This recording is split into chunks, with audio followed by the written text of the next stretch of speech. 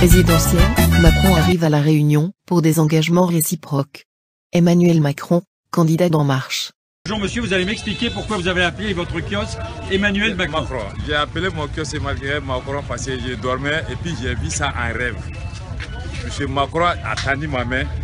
Il dit c'est monsieur Emmanuel Macron, c'est le futur président de la France. C'est Macron qui est déjà élu par David Rothschild et ses copains Bilderberg. Voilà, donc ça sert à rien. De toute façon, si vous avez bien compris que le système est pourri, que la représentation, c'est juste une mascarade. Bonjour et bienvenue dans l'invité de l'économie. Je reçois aujourd'hui Mounir Majoubi, responsable numérique de la campagne présidentielle du candidat Emmanuel Macron. On vous a vu longtemps dans la loge, vous avez débriefé avec vos équipes quand même. Voilà, avec mes équipes. C'était un exercice inédit pour vous, qu'est-ce que vous en avez pensé? Super. Alors, non, moi je viens et je vous respecte, je vous demande simplement la même chose. On peut être en désaccord. Je suis Carolier, FO et CGT. Nous sommes là pour vous dire qu'il faut arrêter cette politique de destruction des droits des travailleurs. Mais attendez, je viens vous parler. Je viens. Viens, toute la Réunion. Allons voter Emmanuel Macron pour mettre la France en l'air. Les connaît comment faut faire, mettre le peuple dans la lumière. L'INA, la projet sincère pour mettre à nous en l'air.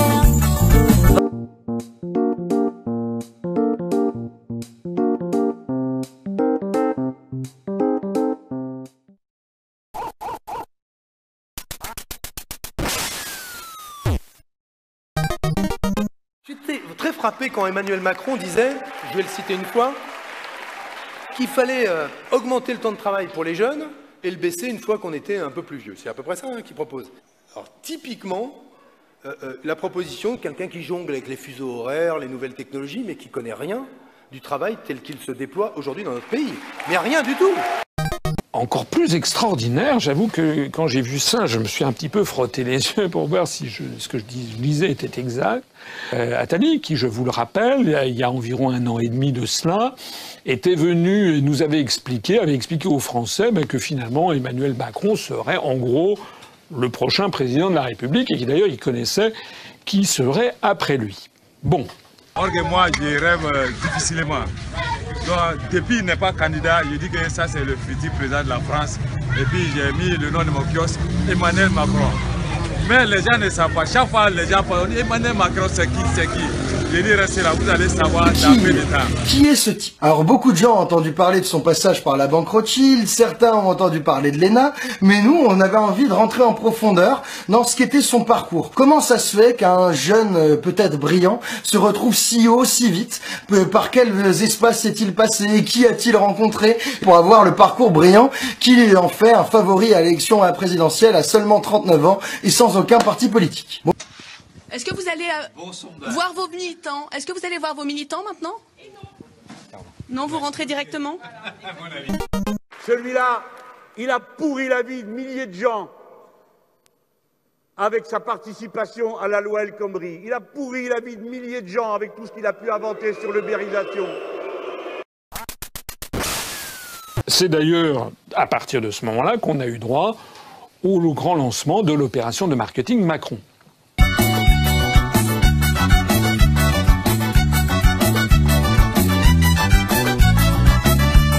Bonjour. Effectivement, il y a quelques semaines, on a reçu beaucoup d'attaques. On continue à en recevoir régulièrement, mais c'est pas ça l'essentiel et c'est plus ça l'essentiel. Monsieur Macron, c'est qui? En fait, Monsieur Macron, il y a 2 ans, personne ne savait qui était Monsieur Macron. Remarquez bien d'ailleurs qu'on s'en portait pas plus mal. Voilà donc Emmanuel Macron qui ne souhaite pas réagir à l'issue de ce débat. Bah alors, le parcours d'Emmanuel Macron commence à l'ENA. C'est l'école nationale d'administration qui forme les élites françaises.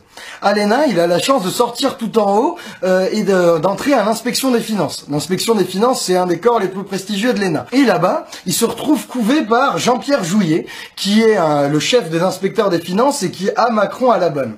Jean-Pierre Jouyet, c'est un type qui était de toutes les alternances depuis les années 90. Il était au cabinet de Delors pour piloter la mise en œuvre du traité de Maastricht. Il a été au cabinet de Jospin pour piloter l'entrée de la France dans l'euro. Il a été ministre des Affaires européennes sous Sarkozy pour bien négocier les déficits budgétaires, la crise, tout ça.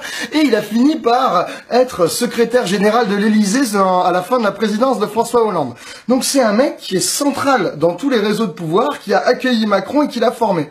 Ce qui est essentiel et qui aujourd'hui nous inquiète au quotidien, c'est plutôt les attaques franches de rumeurs qu'on reçoit sur les réseaux sociaux au quotidien. Ils invoquent faussement la liberté pour installer leur totalitarisme. C'est la liberté du renard dans le poulailler.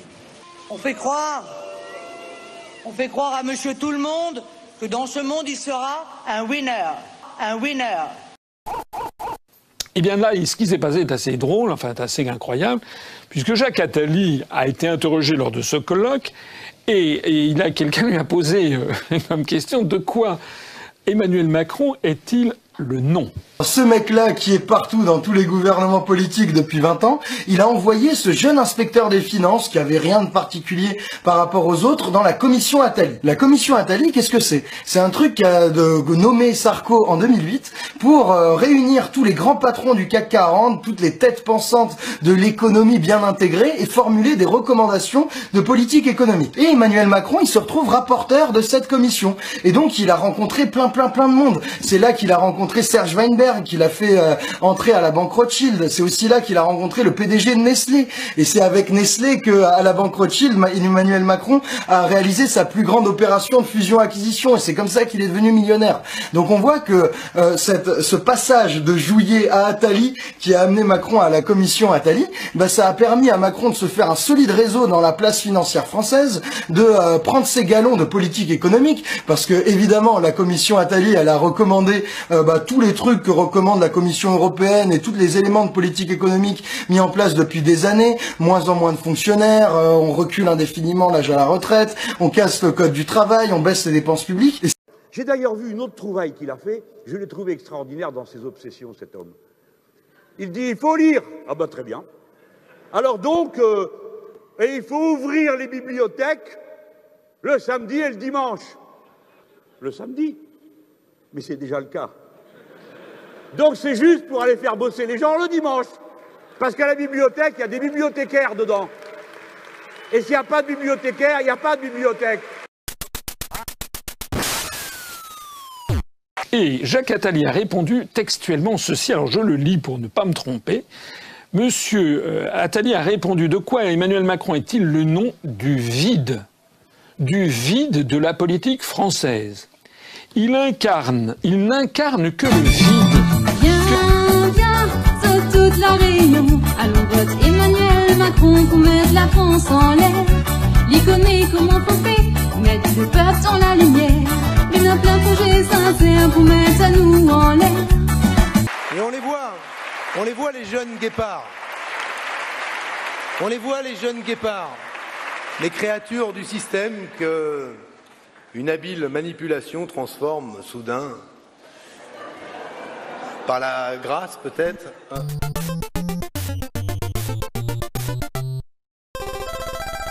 Ces recommandations, en plus des éternelles baisses de charges sociales, la commission Attali, dans son rapport, elle voulait pas que ce soit mis en place pour 1 an, 2 ans ou un quinquennat. Non, tenez-vous bien, je vous le lis là. Elles devront être poursuivies avec ténacité pendant plusieurs mandats et quelles que soient les majorités. Donc chapeau les gars, on voit que si on vote, si le peuple vote comme ci ou comme ça change rien du tout. Les experts n'en ont rien à foutre, ils veulent que ce soit la même politique toujours, tout le temps, pour l'éternité. Donc non, c'est pas la peine d'aller voter. Ils sont tous pourris et de toute façon le président il est déjà élu. C'est-à-dire. Merci. Voilà. Brigitte Macron qui nous a simplement dit qu'elle avait trouvé Emmanuel Macron très bon dans ce débat. Le couple qui ne souhaite pas réagir à l'issue de l'exercice, qui ne se rendra pas dans le QG auprès des militants non plus. Vous l'avez vu ce soir, c'était le dernier candidat Emmanuel Macron. Donc, je viens ici pour vous expliquer pourquoi et comment. Parce que si les candidats à l'élection présidentielle ne sont là que pour servir des arguments qui plaisent aux audiences devant lesquelles ils se rendent, ils ont le choix, soit comme le font certains, ne pas s'y rendre et envoyer des représentants, soit faire plaisir à tout le monde et au final on ne fait plus grand-chose. Samedi, L'ancien ministre de l'économie doit notamment visiter un marché à Saint-Leu et se rendre sur une exploitation agricole avant un meeting au stade de l'Est de Saint-Denis à 17h locale, 14h en métropole. Ça c'était sous Sarkozy, parce qu'après son passage brillant d'ailleurs à la banque d'affaires Rothschild, il y a Hollande qui est arrivé à la présidence. Et là, Jean-Pierre Jouyet, grand ami de François Hollande, et Jacques Attali se sont rappelés que le brave Emmanuel pouvait être un super candidat pour assister le président Hollande. Ça y est, on est en 2017, si vous n'avez pas vu la façon dont évolue le monde, vous êtes très naïf et vous êtes dangereux, quoi. Dangereux pour vous-même. Vous craignez un schéma à l'américaine, c'est-à-dire un candidat qui est bien perçu, à un moment donné, ça bascule, Hillary Clinton, ça bascule vers un autre candidat. Est-ce que vous pensez vraiment que ce type d'opération sur le web peut faire changer totalement le cours de l'histoire et d'un vote? Je ne sais pas, mais en tout cas, sur certaines personnes indécises, et on sait qu'elles sont importantes. Et elles sont importantes. La somme des rumeurs, la somme des attaques, ça peut créer ce petit goût bizarre, cette petite arrière-pensée qui pourrait les détourner de notre message. C'est pour ça que notre enjeu dans cette campagne, c'est quoi? C'est d'aller toucher les gens qui ne connaissent pas. C'est arrivé samedi matin à La Réunion, pour 48 heures de visite, durant lesquelles il ne fera pas de promesses, mais prendra des engagements réciproques. Bientôt, il sera le futur président de la France. Donc c'est à cause de ça que j'ai mis le nom Macron sur mon kiosque. Et donc Hollande l'a nommé secrétaire général adjoint de l'Élysée. Alors ce poste, qu'est-ce que ça veut dire? Ça veut dire qu'il a accompagné, mis en œuvre et façonné énormément de mesures de politique économique du début du quinquennat de Hollande. C'est par exemple lui qui a fait le CICE, le crédit d'impôt de plusieurs dizaines de milliards d'euros sans contrepartie aux entreprises. C'est aussi lui qui a fait le pacte de responsabilité. Et Macron, au secrétariat général de l'Élysée, il se contentait pas simplement des mesures économiques. Il accompagnait aussi Hollande dans toutes les négos européennes. Donc Hollande, il avait bien confiance en lui, il avait tout bien fait, le brave Emmanuel. Et donc quand Montebourg s'est fait virer là en août 2014 du ministère de l'économie, Hollande a propulsé le jeune énarque directement à Bercy, ministre de l'économie à 36 ans. Chapeau l'artiste. Madame Macron, un mot? Qu'avez-vous pensé de ce débat, s'il vous plaît? Il a été très bon. Oui, dites-nous. Allez, merci beaucoup. Allez. Quand on voit son parcours en détail, on comprend mieux comment il a pu monter si vite et si haut en dehors de tous les partis. Ce qu'on comprend, c'est que le pouvoir, il est pas toujours là où on nous le montre. On nous montre que les jeux de pouvoir se jouent dans les primaires, dans les congrès politiques, des partis politiques, et que les débats à l'intérieur de l'UMP ou du PS règlent la question du pouvoir en France. Mais il y a un pouvoir qu'on nous montre pas. C'est le pouvoir des conseillers, des experts, de l'administration non élue. Parce que ces gens-là, ils gravitent autour des dirigeants politiques, de droite ou de gauche, quelles que soient les majorités. Et ils leur proposent à chaque fois les mêmes politiques, les mêmes recommandations de politique économique. Et ce pouvoir des coulisses, ce pouvoir caché qu'on nous montre pas, Emmanuel Macron, il le connaît très bien. Il en est directement issu. Il n'y a pas d'autre raison. Est-ce que vous connaissez autour de vous des gens qui se sont mis en marche pour Macron? C'est se foutre de la gueule du monde. Et c'est d'autant plus se foutre de la gueule du monde, je suis grossier, mais ça le mérite, qu'il faut quand même aussi un moment prendre un peu le recul des choses. Dimanche, il visitera un autre marché à Saint-Denis et déjeunera avec des représentants religieux de l'île, avant de s'envoler pour Mayotte, où il tiendra un meeting à 18h30 local, 16h30 en métropole. Il est allé directement dans les instances du pouvoir, là où ça compte, à l'inspection des finances, au secrétariat de l'Élysée, dans toutes les commissions où s'élaborent les politiques économiques via les deux mentors Jouyet et Attali. Et donc il a squeezé la case élection parti politique. Et c'est ça qui fait sa force. C'est que comme on l'a pas vu tremper dans mille magouilles, comme on voit sa gueule à la télé uniquement depuis 3 ans, on peut construire une image complètement nouvelle, fraîche, de renouveau, alors qu'il n'y a pas plus insider, qu'il n'y a pas plus coutumier du vrai pouvoir, le vrai pouvoir technocratique qu'Emmanuel Macron. C'était en somme le candidat idéal pour nous arnaquer à cette élection présidentielle. Nous, il nous reste qu'un seul moyen pour lutter contre cette arnaque, c'est de faire passer le message pour lutter contre cette supercherie. Puis on se revoit vite pour dégonfler son programme parce qu'à mon avis, il y aura beaucoup à dire. Ciao. Il y a beaucoup d'attentes, beaucoup d'engouement. Je suis très heureux de cet accueil, de cette mobilisation, de cet enthousiasme, s'est réjoui le candidat favori des sondages à moins d'un mois du premier tour. Monsieur Macron a été accueilli chaleureusement par quelques 250 personnes à l'aéroport de Saint-Denis, au son d'un Sega personnalisé, une chanson traditionnelle réunionnaise, clamant « Vote pour Macron, notre pays a besoin d'un bon président ». Vote pour Macron, vote pour Macron, l'outre-mer, il mérite un bon dirigeant. Vote pour Macron, allons marche ensemble pour gagner notre président. Vote pour Macron, besoin un bon président. L'élection, l'arrivée, alors change nos destinées. La France est en danger, allez même va redresser. Mettre un bon coup de balai, gentil, il faut changer. Nous n'a point pour hésiter, c'est Macron nous a voté. Ça il faut voter, pour Macron, notre président. Si nous veut changer, pilote pour la France. Ça il faut voter, pour notre président. Si nous veut changer, pilote pour la France. Vote pour Macron, vote pour Macron. Notre pays a besoin d'un bon président. Vote pour Macron, vote pour Macron. L'outre-mer, il mérite un bon dirigeant. Vote pour Macron, vote pour Macron. Allons marche ensemble pour gagner notre président. Vote pour Macron, vote pour Macron. Notre pays a besoin d'un bon président. Vote pour Macron, vote pour Macron. Allons marche ensemble pour gagner notre président. Vote pour Macron, vote pour Macron. Notre pays a besoin d'un bon président. Vote pour Macron.